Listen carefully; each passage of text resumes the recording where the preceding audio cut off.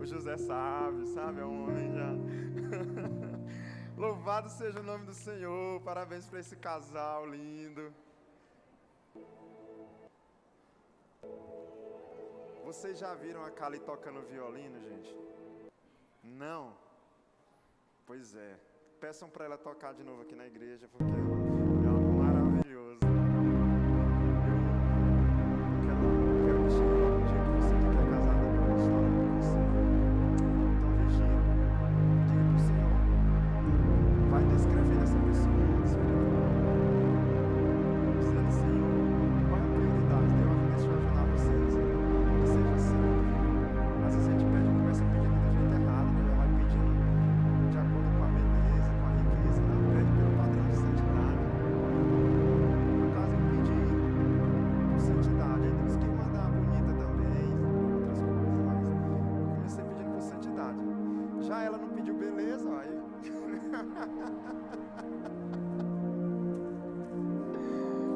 Pediu beleza, Deus mandou esse aqui, né? Podia ter vigiado mais antes de orar. Eita, irmãos, louvado seja o nome do Senhor. A importante missão de sermos igreja. Anote aí, em nome de Jesus. Amados, domingo passado nós estávamos encerrando a nossa conferência e alguns irmãos estavam lá, outros cá, era dia de eleição. Mas a verdade é que hoje é um novo domingo. O domingo passado passou e Deus tem soprado ao meu coração esses dias sobre esse assunto.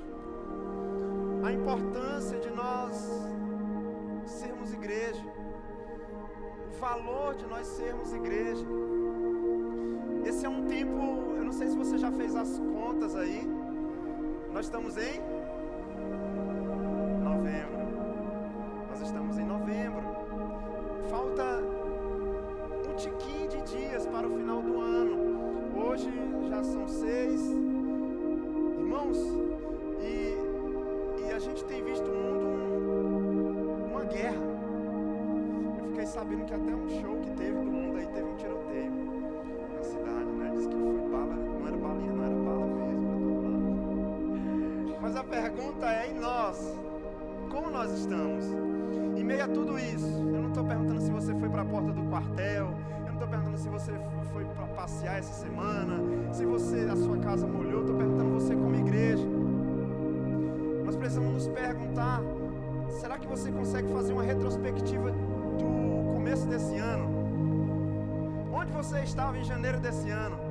Alguns de nós estávamos no culto da virada, né, de 31 para 1º, orando de joelhos, dizendo, Senhor, esse ano eu serei assim e assim. Eu vou ler a Bíblia toda. Se você não terminou, deixa eu te lembrar, nós estamos já em novembro. Se você está lá por Malaquias, a pressa, se vigie. Pastor, eu vou ler todinho, mas eu já estou em Josué. Glória a Deus. Eu vou cancelar algumas saídas aí para ler a Bíblia, porque já se aproxima o dia. Amados, e à medida que o tempo vai passando, a tendência nossa é relativizar a missão de sermos igreja, é diminuir a importância de sermos igreja. Esse é um culto missionário. Nós acabamos de receber os missionários que estavam em outras nações, os missionários da igreja que se formaram agora na escola de missões. Como é que nós vamos incentivar os missionários a serem igreja? Lá onde os países são perseguidos, o evangelho é perseguido, a igreja é perseguida, os países são perseguidores de cristãos. Se nós aqui no Brasil, com uma fartura de alimento, muitas vezes temos tido dúvidas sobre o que é ser igreja, sobre como viver isso. Então eu queria que você esses dias, não hoje por causa dessa palavra,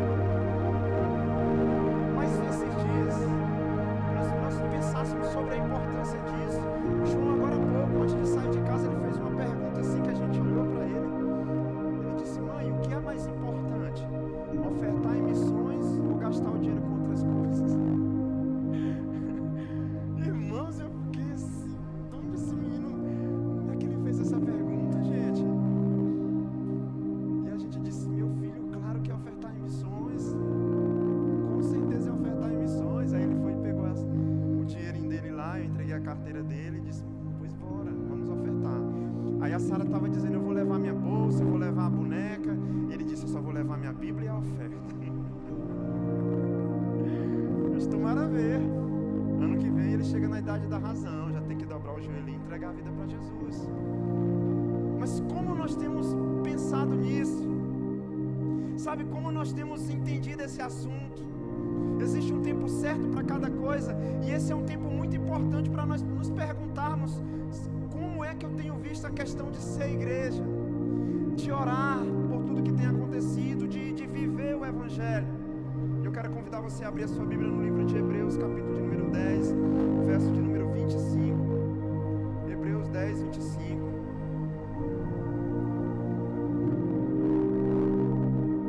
Se você tem uma Bíblia, diga graças a Deus.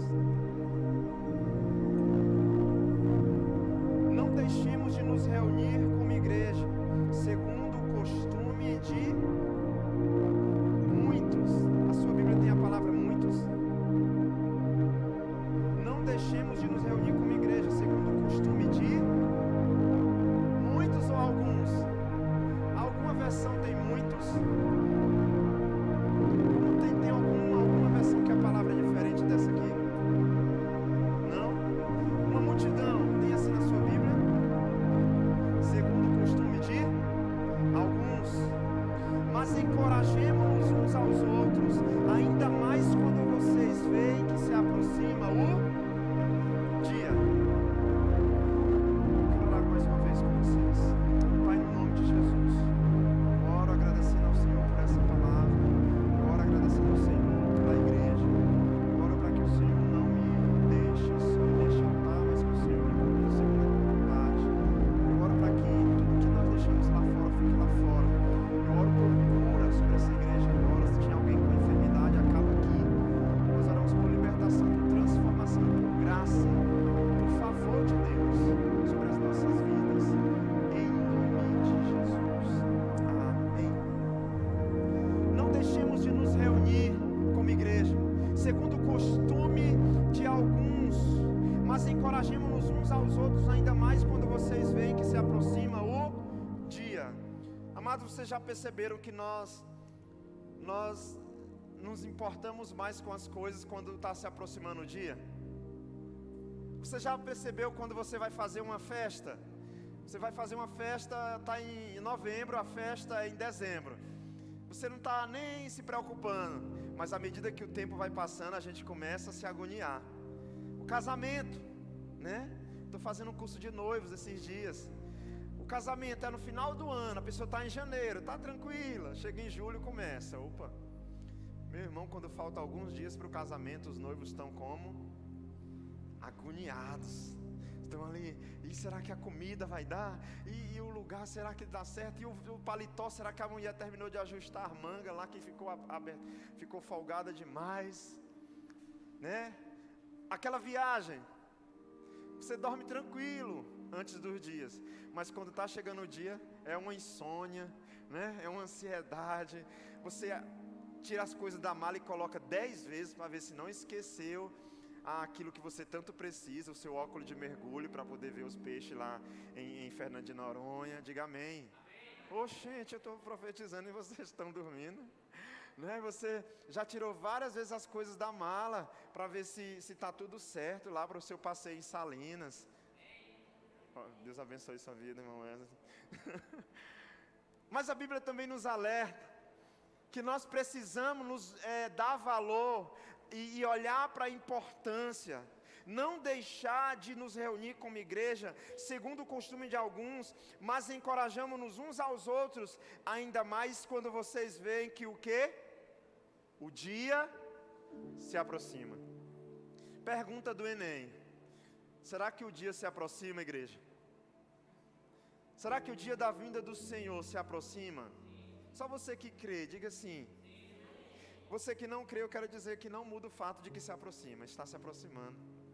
O grande dia se aproxima. E a nossa pergunta é, você já parou para pensar o que a gente faz, irmãos, dominicalmente vindo para a igreja? Quantas vezes, desde que você se entende por gente, você veio à igreja? Quantas vezes nós nos reunimos, você vai lá no guarda-roupa e procura uma roupa e diz, hoje eu vou bonito para Jesus, e coloca aquela roupa e se perfuma, e vem e abraça o irmão, e se descabela quando abraça, e borra a maquiagem. Quantas vezes a gente já comprou lanche na porta da igreja? Quantas vezes você foi para um evangelismo? Quantas vezes você louvou, você talvez liberou uma palavra, você deu a mão para o irmão? Já pensou quantas vezes? A gente parou mais por causa da pandemia, né? A gente todo final de culto dava a mão, fechava os corredores, aí veio a pandemia e o medo de passar o corona para os outros, né? Mas a gente vem fazendo isso há tantos anos. Você sabia que algumas pessoas começam a se perguntar por quê? O porquê de fazer isso? E a gente fica mais fácil para entender quando nós olhamos para o capítulo 10, mais para o verso, você leu acho que com a gente o 25, você vai ler agora o 19. Leia comigo a partir do verso 19, Hebreus 10, 19. Portanto, irmãos, olha o que a palavra de Deus diz, temos plena confiança para entrar no santo dos santos, pelo sangue de Jesus, por um novo e vivo caminho que Ele nos abriu, por meio do véu, isto é, do seu corpo. Temos, pois, um grande sacerdote sobre a casa de Deus. Olha só que coisa extraordinária, irmãos, nós temos plena confiança para entrar no santo dos santos, pelo sangue de Jesus, por um novo e vivo caminho. Irmãos, por que é que nós mudamos os nossos hábitos para começar a congregar? A Bíblia diz que nós antes andávamos por um velho e morto caminho, que nós não tínhamos confiança, nós éramos pessoas espiritualmente mortas, mas a Bíblia está dizendo agora, portanto, irmãos, nós temos plena confiança para entrar no santo dos santos, pelo sangue de...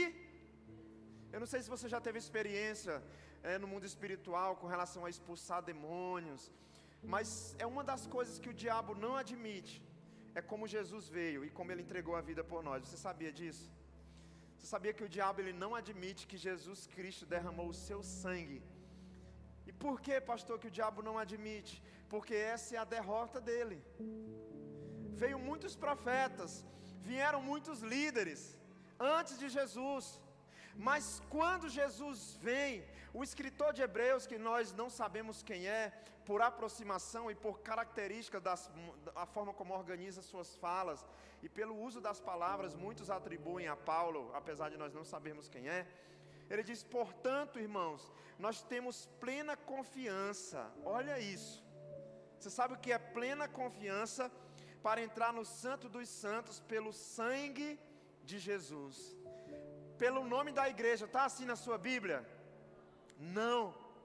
Por um novo e vivo caminho que Ele nos abriu por meio do véu, isto é, o seu corpo.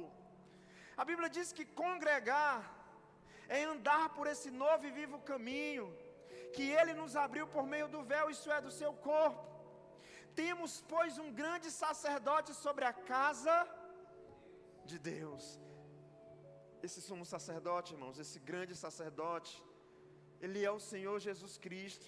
O escritor de Hebreus afirma que nosso sumo sacerdote, Jesus, Ele fez com o máximo de perfeição, Ele fez o sacrifício perfeito, e por causa disso todos nós agora podemos estar na presença de Deus. Você não precisa de intermediários para ir até a presença de Deus, você não precisa que alguém advogue por você, nós podemos ir à presença de Deus sozinho. Jesus é o nosso Salvador e nada mais nos separa. Sim, tudo isso é verdade. Agora, irmãos, qual é o ponto aqui? Agora que eu tenho acesso completo a Deus, por que eu não devo deixar de me reunir como igreja? Sabe qual é a importância no mês de novembro, pós-política, em que muitas pessoas têm se preocupado tanto em como vai ficar o mundo, como esse mundo parece que está como uma cargueira sem freio, ladeira abaixo. Eu não sei se você já fez isso, mas eu já desci aquela rua ali do Porto da Balsa numa cargueira com um saco de arroz na frente e outro atrás sem freio. Irmãos, é uma sensação de desespero com euforia e emoção. Mas uma das coisas que nos alegra é saber que tem um rio lá embaixo. Sério. Esse mundo parece estar descendo uma ladeira desgovernada e você está sem freio. Então aqui é o lugar onde nós devemos nos perguntar qual a importância disso que nós estamos fazendo. Por que eu devo fazer isso? Existe um texto em Levíticos capítulo 6, verso 13, que diz: o fogo arderá continuamente no altar e não se apagará. Irmãos, eu tenho uma pergunta para vocês. Existe alguma fogueira no altar hoje? A igreja que vocês frequentaram até hoje, tem uma fogueira no altar queimando o tempo todo? Sim ou não? Não, não tem. E o que é que acontece quando Levítico 6,13, a Bíblia diz que o fogo arderá continuamente no altar? Como nós vamos fazer isso? Para entender melhor a importância de nós sermos igreja nesse tempo, você precisa entender que o fogo queimava no templo. Onde o fogo queima hoje, amados? Jesus, quando ele morre na cruz, a Bíblia diz que o véu do templo se rasga, e ele, quando vai ascender aos céus, ele deixa o Consolador, a saber, o Espírito Santo de Deus, que habita em nossos corações. Então o fogo que queimava no altar do templo, agora ele queima no altar do templo, amém? Ele queima dentro desse templo, ele queima em nós. E esse fogo que antes era no altar, ele agora está sendo mantido aceso dentro dos nossos corações. Esse fogo que antes era alimentado ali, ele agora precisa ser alimentado dentro de nós. Eu não sei se vocês sabem, mas o fogo ele está na Bíblia o tempo inteiro. A luz está na Bíblia o tempo inteiro. O fogo é essencial para a vida. Eu gosto de roça, eu gosto de mato. Eu não sei se você sabe, mas se você se perder, tem 4 coisas que você não vai conseguir sobreviver sem elas: alimento, abrigo, água e fogo.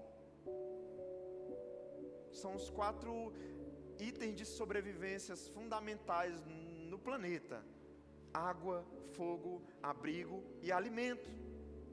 Irmãos, o fogo ele está presente desde que foi criado tudo, quando Deus disse: haja luz. Nada que proporciona luz é feito de trevas. Uma das coisas que Deus ama é que sejam feitas coisas na luz. Em Mateus 5, quando ele começa o sermão do monte, você vai ver Deus dizendo, Jesus ensinando que nós somos sal da terra e luz do mundo. O fogo ele proporciona luz, ele proporciona clareza. 1 João 1,7, se andarmos na luz como Jesus na luz está. E essa luminosidade que nós podemos ver hoje aqui, que quando Jesus diz para que nós apressássemos a obra, porque viria a noite onde não se pode trabalhar, nós precisamos nos perguntar: como eu vou manter a chama do meu espírito acesa num tempo de frieza? Nós vivemos um tempo de frieza, ainda mais com a chegada do inverno. Esses 2 dias últimos foram os dias que a gente desligou o ventilador para dormir. Eu não sei se você fez isso. A gente já começou a economizar energia, né? Irmãos, é maravilhoso você dormir sem ventilador. Olha, central, o que é isso? Não sei nem de onde vem, nem para onde vai. Parece aquela chuva que vem, daqui a pouco o calorzão, né?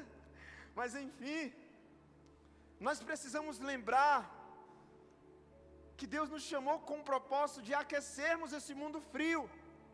Irmãos, nós estamos no meio de um povo frio, de muita frieza. E esse fogo que no Velho Testamento tinha que ser mantido aceso no altar, ele precisa no Novo Testamento e na Nova Aliança ser mantido aceso dentro de nós. E se você fez essa nova aliança com Deus, acredite, a responsabilidade e a missão de manter essa chama acesa, ela continua dada por Deus para nós nos dias de hoje. E nós que estamos aqui hoje, nós precisamos nos lembrar como manter uma chama acesa. Irmãos, e eu sou defensor de que você faça parte do corpo de Cristo, não só verbalmente, mas fisicamente. Esse é um tempo que a gente tem sido estimulado a não sair de casa. Você quer assistir o culto? Internet. Eu não sei se vocês viram hoje, mas um instituto de pesquisa, ele fez uma projeção de como nós seríamos no ano 3000, Não sei se vocês viram hoje, saiu nos jornais. Como nós seríamos no ano 3000. Irmãos, nós seríamos encurvados, com as mãos dobradas para trás, cegos. E eu sei que aquilo ali é tudo loucura, né? Nem tudo que a ciência traz é probabilidade, né? Às vezes é especulação, mas preste atenção. Eles analisaram a nossa rotina, o nosso comportamento, a nossa postura e aquilo que nós temos feito.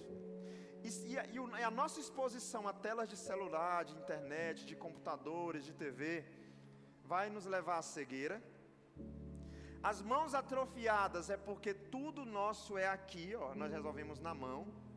Então, se seguisse o homem de hoje, isso tem base na fisioterapia, né, nos problemas de lesão por esforço repetitivo. E cegos por causa de tanta luz, de tanta exposição à luz. Você já viu o que é uma mariposa, gente? Nessas épocas de chuva elas aparecem. O que é que elas fazem, a mariposa? Ela fica esperando a hora de se suicidar. É isso que a mariposa faz. A mariposa fica escondidinha, quando chove ela vai para a luz e se taca na luz e morre queimada. Existe uma lição até nisso. Mas o homem, ele seria isso, por conta dos hábitos dele, né? Como eu disse, é só uma projeção. O ano 3000 é algo que a gente olha para lá hoje e vê quase que inatingível. Mas meus irmãos, no fogo, como eu disse, eu gosto dessas coisas. Cadê o Eupídio? O Eupídio é químico, né? Ou é físico, Eupídio? Eupídio é químico? Eu vou lembrar aqui um pouquinho, depois o Eupídio me corrige e eu arrumo para o segundo culto. Mas no fogo, o fogo é uma reação da combustão com o comburente. O combustível é papel, madeira, plástico, isso é o combustível. E o comburente é o gasoso, é o oxigênio. É o que vai fazer com que essas duas matérias em atrito dê início a uma chama. Irmão, muitas vezes nós temos vivido na nossa casa, no nosso lar, nós temos o combustível, mas tem faltado o fogo. Você sabia que existe muito crente carvão hoje em dia? Ele é muito bom para fogo, mas ele não tem chama. Ele está precisando que alguém vá lá e dê início ao processo de combustão. Tem muito crente carvão nos dias de hoje. Por que a caeira, gente? Né? Porque não tem chamas. Se tivesse chamas na caeira, se tivesse presença de oxigênio ali, ela torraria tudo, ficaria só as cinzas. Mas a caeira é um fogo contido. É um fogo contido, é um fogo que está oprimido, é um fogo que não pode expressar as suas chamas. Irmãos, e se você olhar eu estava olhando para o Velho Testamento, a Bíblia nos convida no Velho Testamento a manter o fogo aceso e não deixar se apagar. E como nós podemos manter esse fogo aceso nos dias de hoje? Nós precisamos nos esforçar, entender que por mais difícil que esteja e cansativo que esteja o dia, participe do corpo de Cristo. Irmãos, existe uma missão nobre, linda e importante de sermos igreja. Eu quero fazer algumas rápidas perguntas para você. Irmãos, o que é mais fácil, manter um fogo aceso, tendo várias pessoas ajudando ou só uma pessoa lutando ali? Qual é a forma mais fácil de manter um fogo aceso? Várias pessoas ajudando ou só uma mantendo o fogo aceso? Lá na capelania, tem a tocha, né, irmã Adriana? Tem a parte da tocha, que a gente tem que deixar ela acesa do começo do treinamento até o final do treinamento. Já imaginou você passar um final de semana com um fogo que não pode se apagar? Pastor, e se chover? Ai de quem deixar apagar na hora da chuva. Não tem negócio de se chover. O fogo tem que ficar aceso. Irmãos, eu estava lá e pensando, rapaz, a gente às vezes se esquece que Deus nos deu uma ordem. Existe um fogo que não pode se apagar. Existe uma chama que precisa queimar continuamente. Mas às vezes a gente tem achado que é melhor manter um fogo aceso sozinho. Meus irmãos, você já viu como é uma célula? Às vezes você está desanimado, você está preocupado, você está triste. Do nada chega um irmão daquele labaredo, né? Tem aqueles irmãos labareda que chega e diz: "Ô Glória, eu estou com vontade de orar por gente hoje, eu estou só no mistério." Aí você rapidamente se anima e você diz: "Hoje, meu Deus, eu vim para o lugar certo." Aquele dia que você chega com fome, na célula o irmão entra com bolo. Irmãos, eu amo o ambiente de célula. Antes de cuidar de uma igreja, eu liderava uma célula, eu dava conta ainda de liderar a célula. E antes de tudo isso eu congregava. Então eu posso falar para vocês sobre a importância nesse tempo de nós desenvolvermos novamente o hábito de sermos igreja. Aí alguém pode dizer: "Pastor, mas eu sou igreja no singular." Não, irmãos, não existe, você não é igreja no singular. Você não é a noiva no singular. E eu lembrei disso aqui alguns domingos atrás. Nós somos a igreja. Ninguém pode ser igreja no singular. Ninguém pode ser o corpo de Cristo no singular. Olha o que pode colocar novamente o verso 25 de Hebreus 10. Não deixemos de nos reunir como igreja. Se você olhar para a sua Bíblia, se você puder riscar ela aí nessa parte. Não deixemos de nos reunir como igreja. Irmãos, quantas vezes eu saí da minha casa desconsolado, desmotivado e pensando: eu podia ficar em casa hoje. Mas quando eu vivo isso aqui de não deixar de me reunir como igreja, a quantidade de pessoas que estão se sentindo desconectadas hoje, precisando desse calor, de fazer parte disso, desse projeto de Deus, fazer parte do corpo de Cristo. Não deixemos de nos reunir como igreja, segundo o costume de alguns, mas procuramos nos encorajar uns aos outros. E aí, vamos para o culto? Ou eu estou meio assim: "Não, vamos, eu passei para te pegar. Eu não tenho roupa." Deu certinho, eu estou com roupa mais limpa aqui em casa. Estou sem gasolina. Deu certinho, porque eu estou com dinheiro sobrando e eu quero abastecer teu carro, tua moto. Eu não tenho quem me leve. Tem uma vaga na minha moto aqui, ainda tem até um capacete reserva. A Bíblia nos diz que além de congregar, nós temos que incentivar os outros a fazer isso. Irmãos, nós temos que corrigir um pensamento de que nesse tempo eu vou ser igreja sozinho. Não, eu não vou participar de nada. O Brasil vai se acabar mesmo. Por isso nós precisamos desentronizar essa ideia de que eu vou viver isoladamente, que eu vou mudar para uma ilha deserta. O tempo de uma comodidade, onde eu vivo no meu horário, no meu local, nos meus ministérios, onde eu sou pastor de mim mesmo. Irmãos, esse tempo ele tem que passar. Nós enquanto estávamos em uma pandemia era aceitável, mas essa pandemia passou. E nós precisamos celebrar os motivos que nós temos para congregar, para fazer parte de algo, para colocar o nosso nome. Nós sabemos muito bem, a Bíblia diz no livro de Atos 17, 24, Atos 17, 24, se você puder abrir, por gentileza.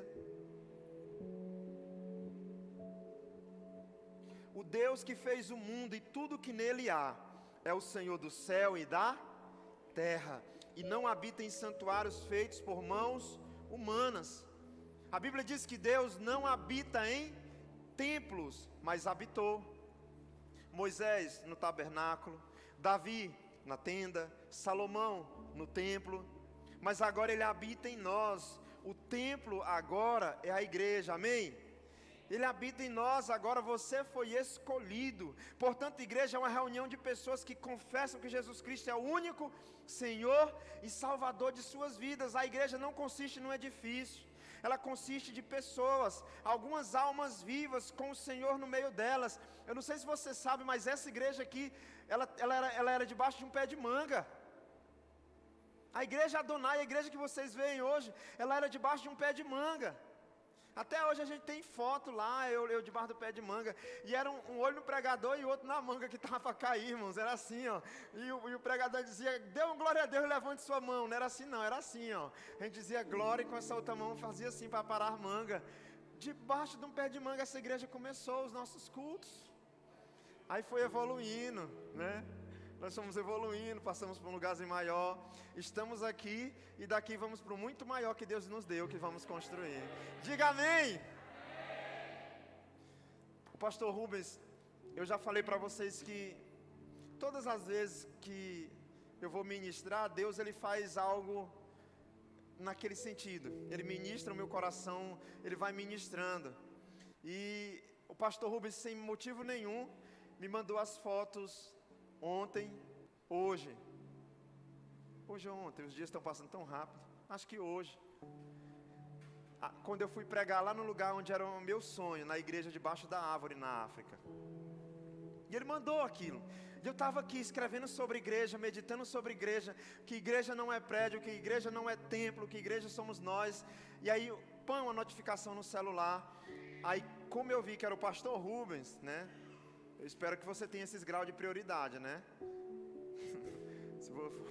se o seu líder, uma mensagem, quem é o seu líder, você vai lá e olha, é o patrão, não, deixa depois, brincadeira, viu, não sei qual é, mas enfim, aí era o pastor Rubens, eu fui abrir, quando eu abro, eram as minhas fotos, pregando lá na igreja debaixo da árvore, na África.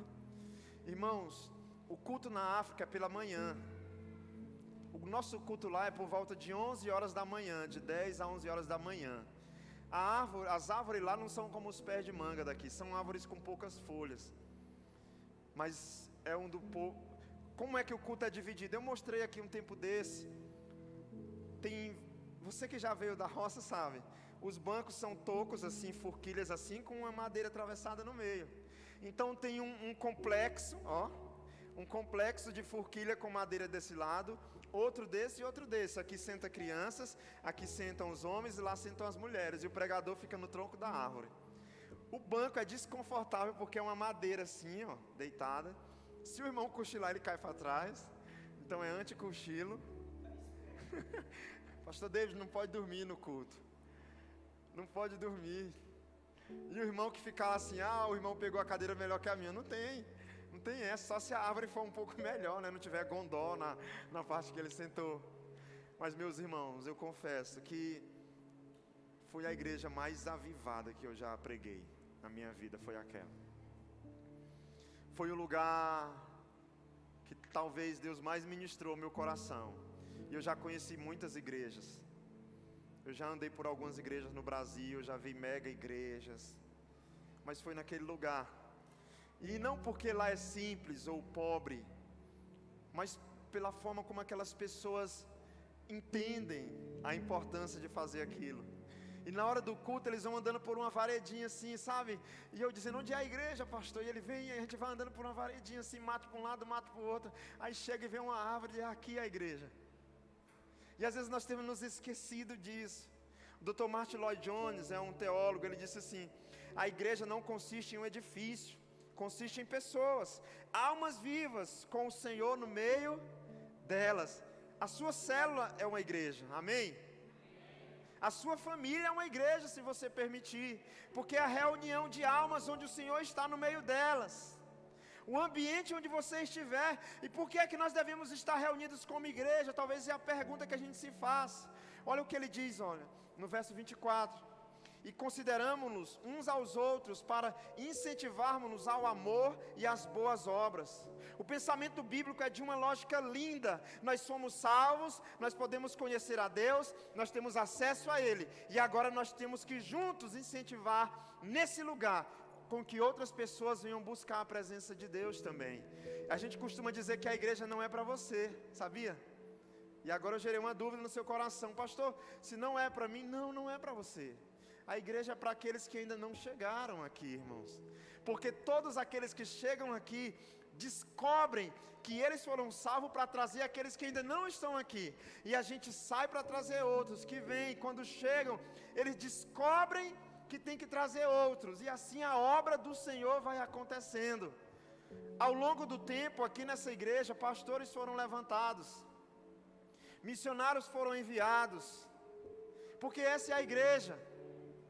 Essa é a igreja, esse é o corpo. Nós temos juntos que motivar o outro a caminhar, a crescer, a viver, a fazer parte de tudo isso. Irmãos, a nossa missão é conhecer a Deus. E eu te pergunto, qual é o melhor lugar para conhecer a Deus, a não ser sendo igreja ou como igreja? Eu amo quando alguém me ensina alguma coisa. Quando alguém diz, olha pastor, você já viu isso na Bíblia? Quando alguém me ajuda a entender alguma coisa. Porque é assim que a gente vai crescendo, é assim que a gente aprende. É quando nós nos reunimos para ajudar o outro a compreender uma coisa, para tirar a dúvida do outro, para orar pelo outro, para pedir perdão pelo outro. Nós temos que nos estimular, nós precisamos estar juntos. Só existe estímulo se estivermos juntos. E uma das formas de fazer o fogo é a fricção, é o contato, lembra? Do combustível com o combureno. E quando existe a fricção, o contato, existe fogo. O seu isqueiro tem fricção, tem um contato lá. O fogão tem também, tudo que você vê. O fogo não surge do nada, irmãos. O fogo é resultado do contato de matérias. O fogo é resultado de um atrito que existe. Se nós queremos nesse tempo manter a nossa chama acesa, nós precisamos estar próximos uns dos outros. Nós precisamos estar tentando e se esforçando o máximo para que nós possamos ser um com os demais irmãos. E às vezes o meu fogo que está assim, a minha chama que está um pouco pequena, talvez está quase apagando, e chega aquele irmão, tem aquele irmão afobado na fé, que diz assim, pega a labareda de glória aí nós daqui a pouco a gente está animado de novo, e a nossa chama se incendeia novamente. Mas é assim que funciona o corpo de Cristo. Você já acendeu uma vela? Às vezes é uma luta, né? A vela fica fria, ela tem aquele contato ali com a resina, mas se você insistir um pouco, daqui a pouco apagar aquele fogo é que vai ser uma luta. Você já parou para pensar que você não pode deixar de ser igreja nesse tempo, porque tem pessoas querendo que você se aproxime delas para que a missão delas seja ativada, para que o propósito delas seja ativado, e só vai ser ativado quando você contar o que Deus fez na tua vida. E isso é ser igreja, irmãos. Cuidado com os que pensam, que acham que podem ser igreja sozinhos. Cuidado com aquele povo que quer ser fogo solitário. Você já viu o irmão tocha solitária? Você pergunta como é que ele está, ele diz só no poder. Mas a esposa dele não vê ele orando. O marido dela, o esposo não vê ela orando. Ela não busca, não lê a Bíblia, mas toda vez que alguém pergunta, ele diz o quê? A mãe dele diz, meu filho, como é que tu está? Ô mãe, eu estou só no poder de Deus, ô glória. Ele é o tocha solitário, ele quer exalar o fogo dele sozinho e sabe Deus de onde vem. Nesse texto a Bíblia está falando de um povo, o costume de alguns, mas meus irmãos, esse precisa ser o nosso costume nesse tempo. Nós precisamos descobrir que nós somos um povo privilegiado. Nós somos um povo privilegiado. Algumas semanas atrás a gente ofertou para o som da igreja das 7 barracas ali na Bela Vista, São Miguel, né? Ontem eu estive pregando lá e o pessoal da igreja estava lá. E o pessoal da igreja que nós estivemos ofertando no som de lá, fez uma das peças mais impactantes que eu já vi na minha vida. Gente, você não tem noção. Com as coisas mais simples do mundo, eles fizeram uma grade de onde a igreja perseguida estava presa no meio da igreja e no já derrubaram essas grades, destruíram tudo e foi isopor para todo lado. E eu digo, glória a Deus. Uma igreja que nasceu estes dias, gente. Uma igreja de 7 barracas aqui, ó, na beira do rio. E foram capazes de impactar a gente ontem com uma peça teatral. Porque eles entenderam que ser igreja não tem a ver com dinheiro, não tem a ver com prédio, não tem a ver com nada disso. Tem a ver com manter essa chama dentro dos nossos corações acesas, a queimar e ganhar vidas e impactar no nome de Jesus, irmãos. Nós precisamos que você lembre que é mais fácil manter esse fogo com ajuda. Quem vive o Evangelho de Jesus vive próximo de pessoas, contato com pessoas, incentivando umas às outras em amor, as boas obras. Nós podemos até começar a nossa vida ministerial e cristã sozinho, sim. Talvez tem gente aqui que a primeira vez que foi para o culto foi sozinho. Talvez ninguém chamou, não tem aquelas pessoas, ninguém chamou, ela disse, hoje eu vou ser crente. Ela levantou, tomou um banho, passou o perfume e foi. Mas a gente não pode dar continuidade e nem terminar a nossa vida ministerial sozinhos. Você pode ter começado a sua caminhada sozinho. Num belo dia decidiu ir à igreja, foi visitar uma célula, mas somente em comunidade, somente perto uns dos outros, nós podemos desenvolver, aumentar a nossa fé. Meus irmãos, e no nome de Jesus Cristo, entenda, Jesus restaura o nosso relacionamento com Ele. E isso é para que a gente possa ajudar a restaurar o relacionamento de outras pessoas. E depois restaurar o relacionamento de outras pessoas. Pastor, e depois o de outras pessoas. E depois o de outras pessoas, o de outras pessoas, o de outras pessoas. Jesus começou em mim para que eu passe para o meu irmão e para os meus irmãos e para os meus irmãos. E eu alcance o morador de rua, e eu alcance o órfão, eu alcance o pobre, a viúva, o necessitado. E nós possamos então fazer com que o Evangelho, enfim, seja pregado nos 4 cantos da terra. Ele restaurou a minha vida para que eu possa alcançar a vida de outras pessoas.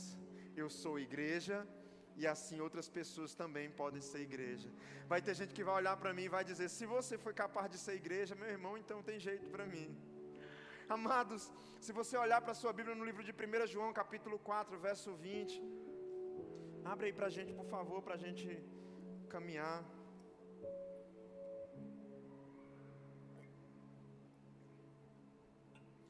Se alguém afirmar que ama o seu irmão, ou que ama a Deus, perdão. Se alguém afirmar eu amo a Deus, mas odiar o seu irmão, é mentiroso. Pois quem não ama seu irmão a quem vê, não pode amar a Deus a quem não vê. Ele nos deu este mandamento: quem ama a Deus, ame também o seu irmão. E alguém pode dizer: mas eu amo ele de longe. Não é possível amar apenas de palavras. O amor, ele transforma, o amor carrega, o amor nos leva para perto, o amor ajuda. Existem mais de 90 mandamentos recíprocos no Novo Testamento. Amar uns aos outros, servir uns aos outros, sujeitar uns aos outros. Irmãos, e uma forma da gente fortalecer o nosso coração contra todas essas fake news do mundo aí, contra tanta coisa errada que o povo tem difundido, tem compartilhado, é nós vivemos os mandamentos recíprocos da Bíblia. É sermos capazes de amar uns aos outros, de viver um cristianismo que passa por pessoas. O pastor Nonato costuma dizer que os pastores da Nova Aliança têm que ter cheiro de gente, e isso é bíblico, irmãos. Nós temos que ter cheiro de gente, você tem que ter cheiro de gente perto de você. Sabe aquele político da eleição que abraça todo mundo, daqui a pouco ninguém sabe mais que perfume é. Nós precisamos ser mais ou menos daquele jeito. É claro que eles é só na época da campanha. Nós não. Nós é todo dia de célula, todo dia que tem algum movimento, alguma reunião. Você já viu o tanto de abraço que você dá num culto, irmãos? Eu mesmo, eu não sei quantos eu dei só. Aqui, pronto, vocês viram aqui, né? Irmãos, mistura Rinodê com Natura, Boticário, né? Eudora. O que mais, gente? Aquele lá antigo, Avon, não, tem um antigo, aquelas colônias, né?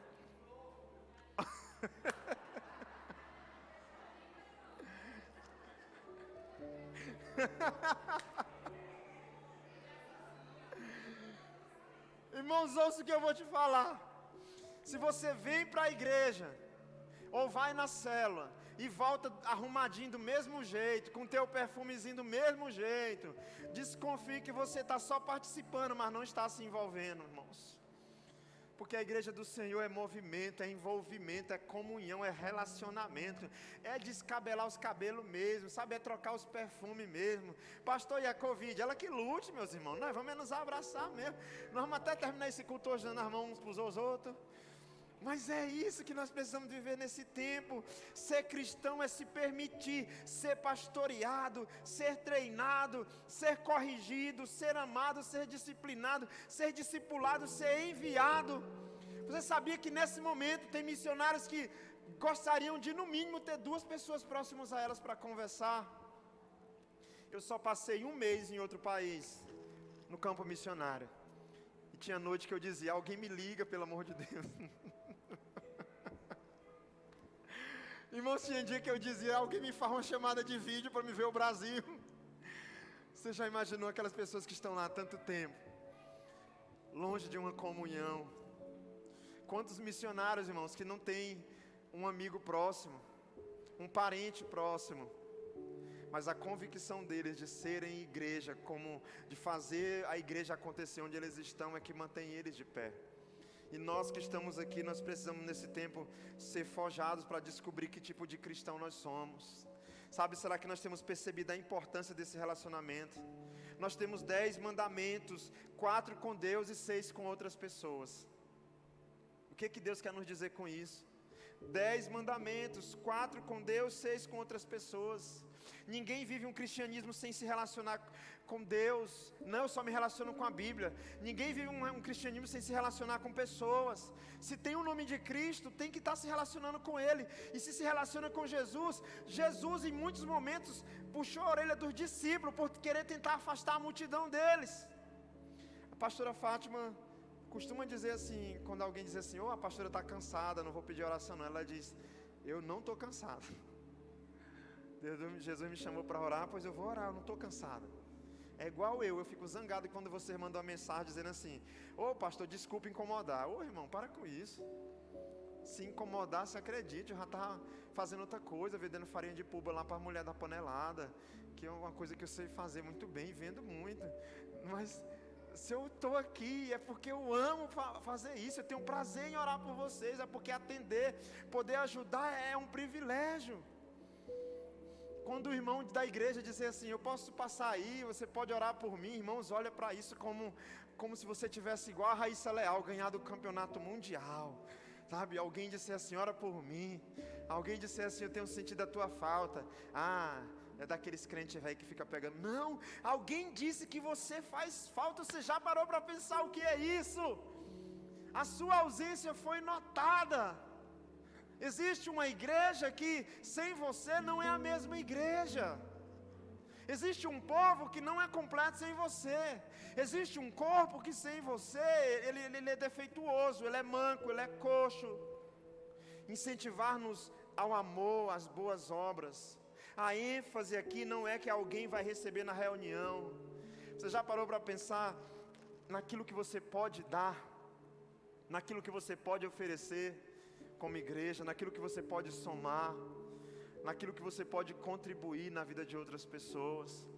Irmãos, esse é um tempo para nós reconsiderarmos. Não é o que você pode receber na igreja, mas aquilo que você pode somar, aquilo que você pode dar, o tanto que você pode liberar sobre a vida de outras pessoas. No livro de 1 Coríntios, capítulo de número 14, verso de número 26, leia comigo, por favor.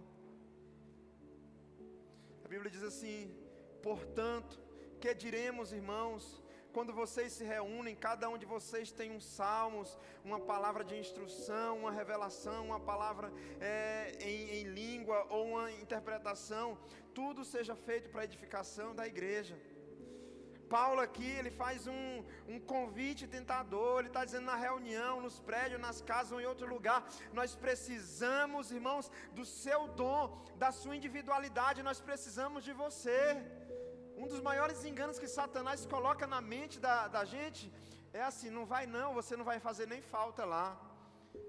Some da célula, para de participar, para de evangelizar, para de pregar a palavra, para de fazer o culto na tua empresa lá, que ninguém está dando nem motivo para isso. Enquanto estava em uma empresa, trabalhando fichado, como a gente diz, eu fazia cultos na empresa.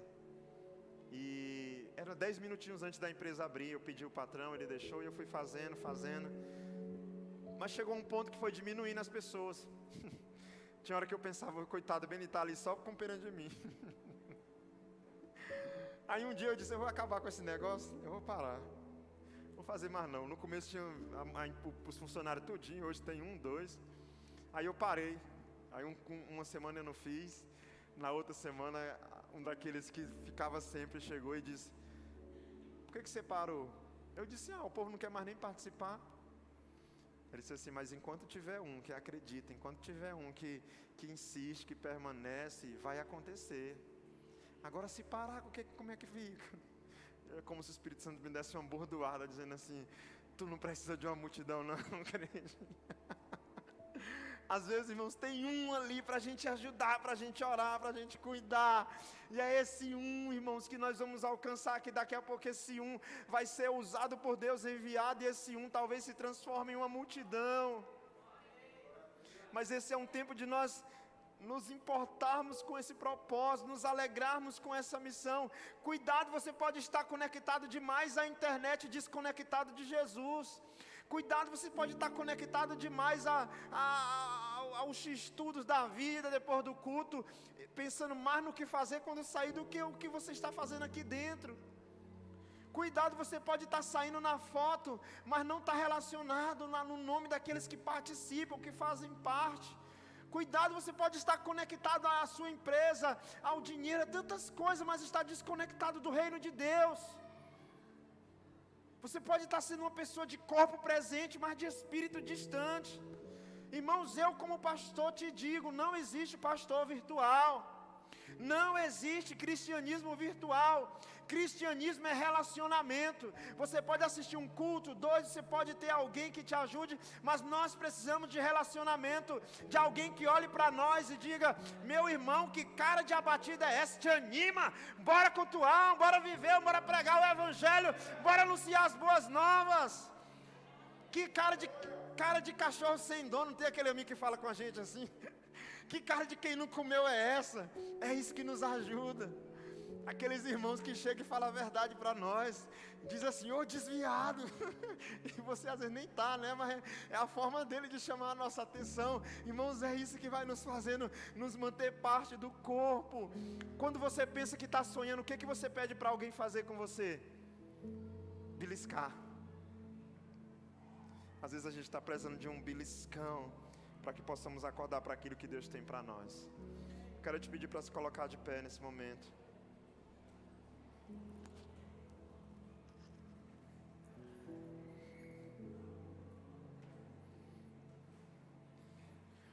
E, como eu disse, nós vamos fazer diferente nesse culto. Amém? Eu senti muita vontade de fazer isso. E eu tinha parado por causa da pandemia. Talvez eu bagunce um pouquinho, mas não se preocupa não, está encerrando o culto. Nós vamos fazer alguns grupozinhos para orar. Pastor David, fecha bem aqui com as 5 pessoas, irmão Leontino aqui. Faz uns grupos aí de 3, 4 pessoas, gente, para a gente orar. Aí perto de você, só pode ser da mesma fila sua. Eu queria que você liberasse alguma palavra assim para o irmão da direita e da esquerda. Tipo assim: meu irmão, no próximo culto eu quero te ver aqui. Diz algo para ele aí, diz aí. Libera uma palavra aí para a vida dele. Bora. Pergunta se ele está em célula, se ela está em célula. Pergunta aí.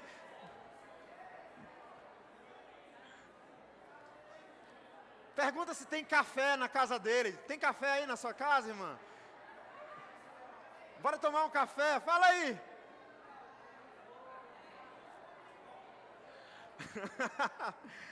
Aí você vai dizer assim, ó: hoje não é o pastor que vai orar por vocês, hoje sou eu que vou orar por vocês. Amém? Diz isso, irmãos. Diz para essas pessoas que nós somos igreja, que nós precisamos uns dos outros. Eu queria te convidar a orar pelo seu irmão. Comece a orar por ele. Diga: Senhor Jesus, eu não aceito que meu irmão que hoje está aqui se afaste um dia da tua casa. Comece a liberar palavras sobre a vida dele. Vamos exercitar isso. Vamos declarar isso. Pai, no nome de Jesus, Senhor, nos dá um amor pela igreja, nos ajuda, nos lembra do propósito que nós temos em ser igreja. Meu Pai, no nome de Jesus Cristo, nos usa como igreja.